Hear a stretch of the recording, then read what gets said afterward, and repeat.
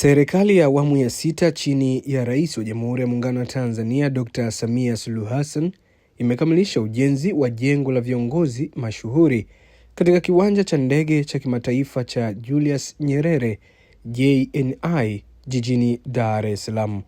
Jengo hilo la kisasa la viongozi wa kitaifa, kimataifa na wakuu wa nchi linatarajiwa kuzinduliwa Januari 16 ya mwaka huu 2026 na Makamu wa Rais wa Tanzania Balozi Dr. Emmanuel John Nchimbi. Ndugu wanahabari, kama mnavyofahamu, serikali imetekeleza mradi wa jengo la viongozi mashuhuri katika kiwanja cha ndege cha kimataifa cha Julius Nyerere, ambapo kwa sasa utekelezaji wa mradi huo umekamilika tayari kwa uzinduzi. Napenda kuwakaribisha wanahabari nyote na wananchi wote kwa ujumla kwenye uzinduzi wa jengo hilo la viongozi wa kitaifa, kimataifa na wakuu wa nchi, yani Presidential Pavilion, katika kiwanja cha ndege cha kimataifa cha Julius Nyerere. Jengo hilo la kisasa na la kimataifa linatarajiwa kuzinduliwa kesho tarehe 16 na Mheshimiwa Balozi Dr. Emmanuel John Nchimbi, Makamu wa Rais wa Jamhuri ya Muungano wa Tanzania. Hafla hiyo itaanza saa 2 kamili asubuhi katika eneo la Terminal 1 katika kiwanja cha ndege cha kimataifa cha Julius Nyerere.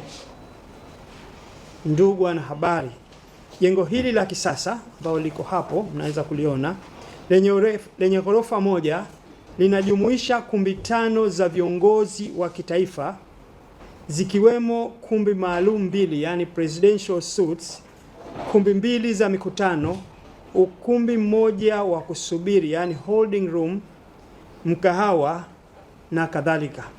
Aidha jengo hili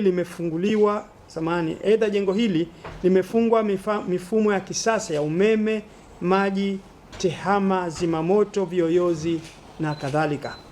Mradi huu ulikamilika tarehe 31 Oktoba mwaka jana na umetekelezwa na mkandarasi CRJE East Africa Limited chini ya usimamizi wa mhandisi mshauri Interconsult Limited na timu ya wataalamu wa ndani wa Mamlaka ya Viwanja vya Ndege Tanzania. Ndugu wanahabari, wakati wa utekelezaji wa mradi huu ulizalisha ajira rasmi na zisizo rasmi kwa wazawa takriban 1100, pia kutoa kandarasi za ununuzi na usambazaji wa vifaa vya ujenzi vinavyopatikana hapa nchini, mathalan nondo, tofali, kokoto, saruji na kadhalika. Hii imewezesha kuongeza mzunguko wa fedha kwa wananchi wa mkoa wa Dar es Salaam na taifa kwa jumla. Ndugu wanahabari, umuhimu na faida ya jengo la kuhudumia viongozi mashuhuri wenye hadhi ya urais, yani VVIP, yani very very important person, katika kiwanja cha ndege cha kimataifa cha Julius Nyerere ni pamoja, kwanza, na kuwezesha mapokezi ya heshima kwa viongozi mashuhuri wenye hadhi ya urais. Pili, kutoa faraha na usalama kwa viongozi hao mashuhuri sambamba na eneo la kusubiri lenye miundombinu ya kisasa. Tatu, kutakuwa na kumbi za mikutano kama nilivyosema kwa viongozi hao mashuhuri au marais. 4, kuongeza mapato, faida nyingine ni kuongeza mapato kwa nchi. 5, kukuza biashara na uwekezaji nchini.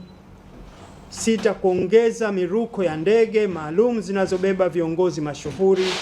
Na 7, kuitangaza nchi kitaifa na kimataifa.